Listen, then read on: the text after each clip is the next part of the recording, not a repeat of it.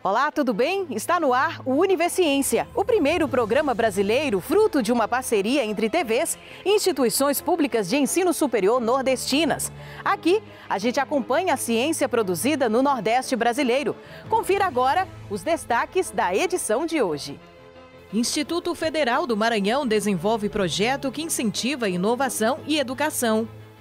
Cientistas da Universidade Estadual do Piauí estudam a presença dos memes nos livros didáticos. E ainda, pesquisa feita pela Universidade Estadual do Sudoeste da Bahia mostra a importância da responsabilidade com os animais.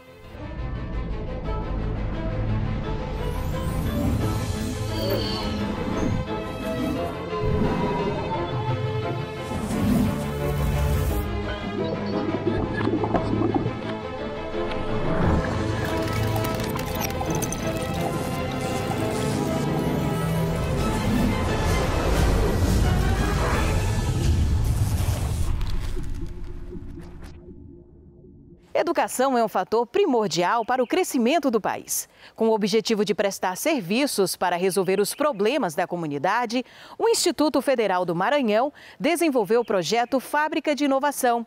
A proposta é integrar ensino, pesquisa e extensão no dia a dia dos estudantes, fazendo com que eles se esforcem para desenvolver o empreendedorismo e a inovação, a partir dos conhecimentos adquiridos no campus do Instituto de Monte Castelo, em São Luís.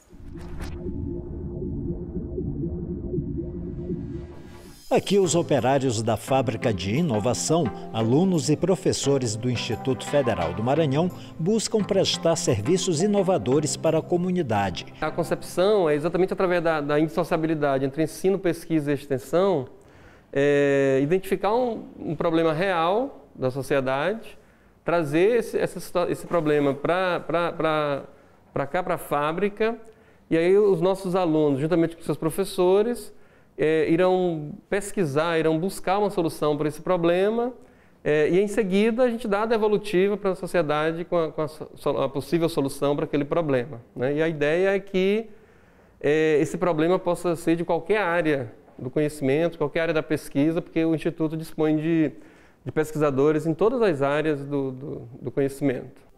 A fábrica nasceu em 2017 por meio de edital aprovado entre outros projetos do Nordeste, o que levou o Maranhão a atuar junto com instituições internacionais, a exemplo da Finlândia, que desenvolveu o projeto La Passion, uma das diretrizes metodológicas desenvolvidas até hoje. A gente trabalhou em cima das demandas relacionadas ao IDH do Maranhão. No nosso caso, era para melhorar a experiência turística de São Luís, né? A gente desenvolveu a ideia de um aplicativo que melhorava a experiência turística do Maranhão. E foi fantástico trabalhar. A gente coletou informação, conversou com as pessoas na rua, conversou com a Secretaria do Turismo daqui de São Luís e foi um trabalho muito incrível. Com a pandemia, houve uma certa paralisação nas atividades. Mesmo assim, hoje já são 7 unidades inauguradas, uma na capital e 6 no interior. Na aplicação dos conhecimentos adquiridos, alunos e sociedade só têm a ganhar. Eu me senti muito bem, porque primeiro, nós sabíamos como lidar com o problema, nós sabíamos desde o começo o que nós estaríamos enfrentando, isso, claro, alinhado junto com a equipe aqui do IFA Monte Castelo, que nos deu total auxílio, e junto com a FIEMA nós aplicamos essa metodologia e trouxemos aí ótimos resultados. O projeto Fábrica de Inovação já conta também com a parceria das empresas. Em parceria com a Vale do Rio Doce, né, que é o controle do acesso aos pátios de estocagem, né? Então a gente está fazendo uma ferramenta que controla o acesso, né, dos funcionários da Vale dentro de um pátio ou em um pátio específico, né? Então eles precisam desse monitoramento até por questões de segurança, né? Então a gente está desenvolvendo esse protótipo, né, dessa ferramenta. E projetos como o de promoção de vendas das rendeiras do município de Raposa, na área metropolitana de São Luís, atendem às demandas sociais da comunidade. Nós usamos uma metodologia que considera primeiramente as questões sociais dos grupos onde estamos resolvendo o problema. Então nós vamos diretamente para o local onde as rendeiras vendem os seus produtos entender a cultura do local onde elas moram e depois trazer os problemas delas e tentar resolver a partir da tecnologia, só isso já vem sendo uma grande experiência para mim. As empresas podem agendar uma visita à fábrica. Existem demandas sociais, existem demandas que as próprias empresas podem recorrer à fábrica e através do site nosso, que é o inova.ifma.edu.br, eles podem cadastrar uma demanda e dizer, olha, eu tenho esse problema e vocês podem resolver? E a fábrica, o pessoal vai analisar se pode e a melhor forma de fazer isso. E no próximo bloco a gente confere. Os memes se tornaram objeto de pesquisa de uma universidade e já existe até um museu sobre eles. A gente volta já já.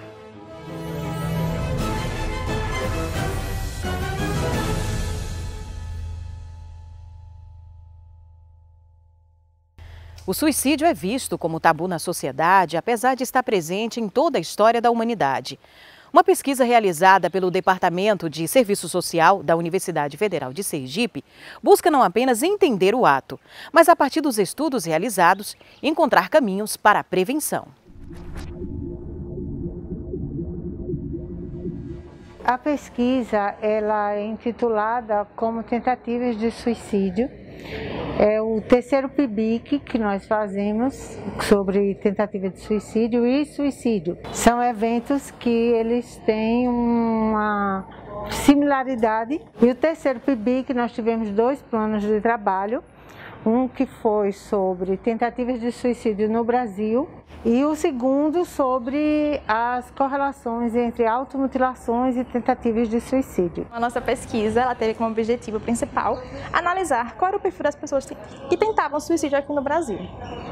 Para isso a gente utilizou o Sinan, ele é uma plataforma do DataSUS, e lá nós pesquisamos algumas variáveis como sexo, escolaridade, faixa etária, o perfil da vítima, o local que ela mais tentava o suicídio, a região do Brasil, o meio que ela mais utilizava. E para isso a gente coletou esses dados nós analisamos posteriormente a partir de alguns autores que se pautam nessa perspectiva, né? O que chamou nossa atenção foi a questão dos índices. O sexo feminino ele tentou suicídio com a frequência muito maior que os homens. Só que os homens, por sua vez, eles cometem suicídios consumados com maior frequência que as mulheres. Sobre a questão da raça-cor, houve predomínio da raça branca e parda. Sobre a escolaridade, pessoas da 5ª à 8ª série completa do ensino fundamental e também do ensino médio incompleto. A minha pesquisa se tratava sobre as automutilações no processo das tentativas de suicídio.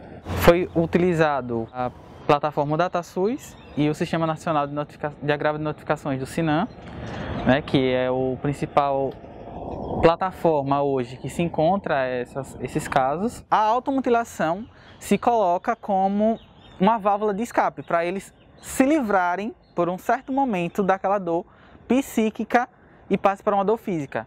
Essa campanha do Setembro Amarelo, ela é louvável, né? Todas as campanhas de prevenção são louváveis, mas a minha sugestão é que a gente não trate esse assunto apenas em Setembro Amarelo.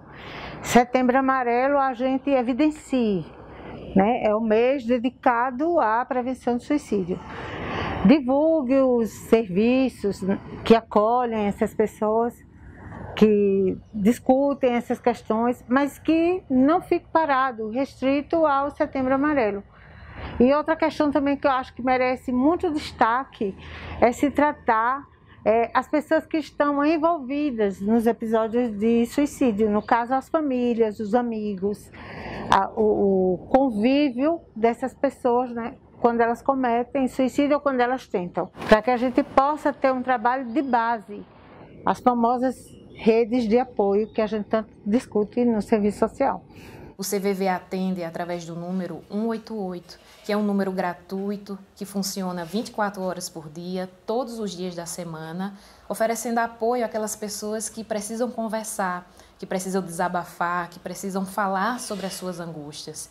E é dessa forma, conversando, ouvindo, com empatia, com respeito, que nós iremos cada vez mais mudar os números de suicídio no nosso país. Então, se você está precisando conversar, ligue para o CVV, ligue 188. Lembre-se que falar é sempre a melhor solução.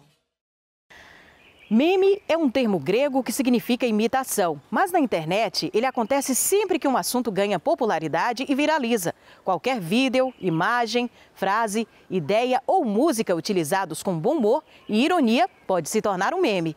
O sucesso fez o meme se tornar objeto de pesquisa na Universidade Estadual do Piauí, com direito até a um museu dedicado a ele. Os memes fazem parte do cotidiano nas redes sociais. Eles são irônicos, engraçados e até mesmo críticos, mas sempre trazem uma boa dose de humor. Este fenômeno virtual consegue transmitir ideias em rápido tempo e de maneira viralizante. Atualmente, uma das principais formas de comunicação vem sendo a internet. E com isso, novos gêneros textuais vêm surgindo, como os memes. E na nossa pesquisa, nós analisamos como esses memes vêm sendo abordados nos livros de língua portuguesa. Então, a gente analisa a forma, como se dá a escrita desses memes. Nós analisamos a questão do imagético e do linguístico, como se dá a escrita, a frase, como ela vem sendo abordada, se vem sendo abordado como um gênero ou se vem sendo abordado apenas como pretexto para questões gramaticais, por exemplo, ou outros assuntos. Então, na nossa análise, nós fazemos um apanho desses memes, quanto à forma como os autores estão definindo, conceituando e abordando esse gênero textual, que é de origem virtual, mas que atualmente vem sendo inserido também em outros canais, como nos livros didáticos. A contribuição que essa pesquisa tem no ensino de língua portuguesa é porque todos os alunos eles devem conhecer os mais variados tipos de gêneros textuais, porque quando um aluno ele vê, por exemplo, uma imagem na internet, ele não conhece e não pode interpretar aquela imagem em todos os seus sentidos, aquela imagem é desperdiçada, porque um texto como o meme, ele traz muitas informações.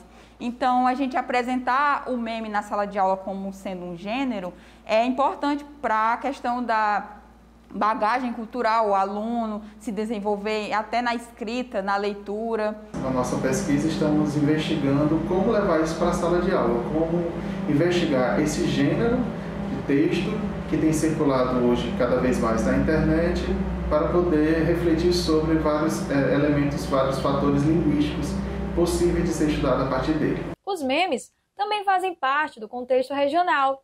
É o caso da página Suricate Ceboso, que mostra os costumes e as tradições do Nordeste brasileiro, e que, inclusive, foi objeto de pesquisa da estudante Alana dos Santos. A ideia da pesquisa sobre os memes veio a partir da minha identificação e também que a análise do discurso é uma área que estuda diversos tipos de materiais, tanto visuais, linguísticos, literários, audiovisuais. Eu me identifico muito com os memes de Suricate, pela cultura nordestina, pelas imagens, as linguagens ali materializadas.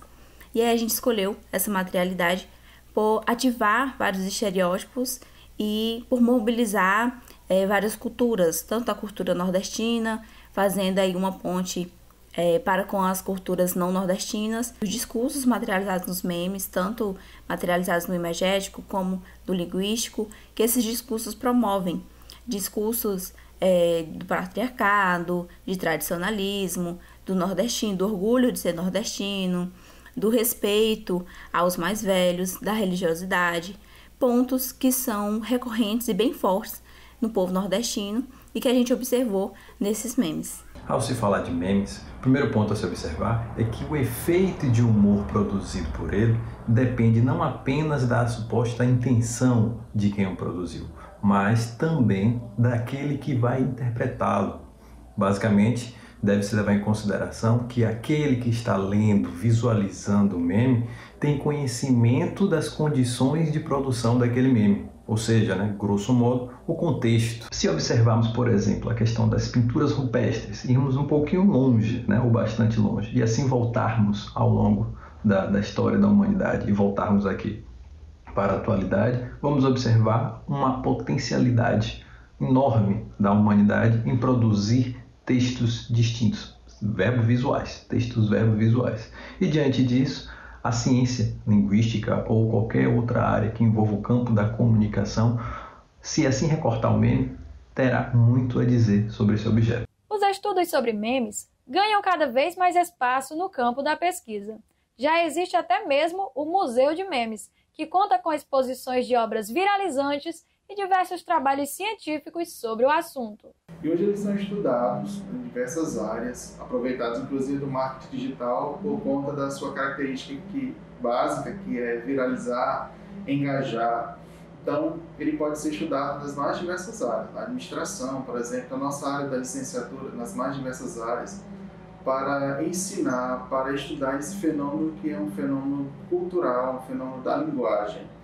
Os memes eles têm chamado bastante atenção por conta da sua capacidade de ser aproveitado, por exemplo, na área política, né, para criticar, para refletir sobre o humor que ele produz. Os memes podem produzir diferentes sentidos, assim trabalhados pelo viés da ironia, da derisão, o deboche, ou mesmo pela resistência diante de um ato político, uma temática política, por exemplo, entre tantas outras possibilidades. Mas, além disso, os memes apresentam particularidades estruturais, composicionais, seja no trabalho com a língua, seja no trabalho com aspectos visuais.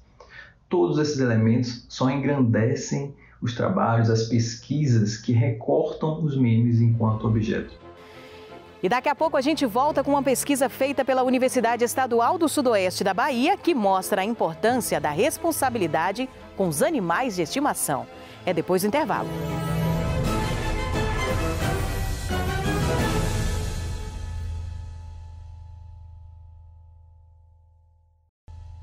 Crianças e pets são uma mistura cativante e envolvente. Mas é preciso desenvolver o senso de responsabilidade, de cuidado com os animais desde cedo. Um estudo com crianças de uma escola pública de Vitória da Conquista, no sudoeste da Bahia, ensinou sobre o respeito e a responsabilidade com os animais. Mais do que amor, a pesquisa tratou sobre saúde coletiva. O projeto surgiu como um requisito mesmo para o mestrado em ensino. Então, precisava desenvolver um projeto. E aí, conversando com minha orientadora, Gabriele, a gente foi definindo um tema. E aí, o ensino do respeito aos animais surgiu. Então, o projeto ele foi uma pesquisa e intervenção. Então, nós fomos à escola, nós levamos esta ideia, desenvolvemos o trabalho e nós avaliamos o resultado.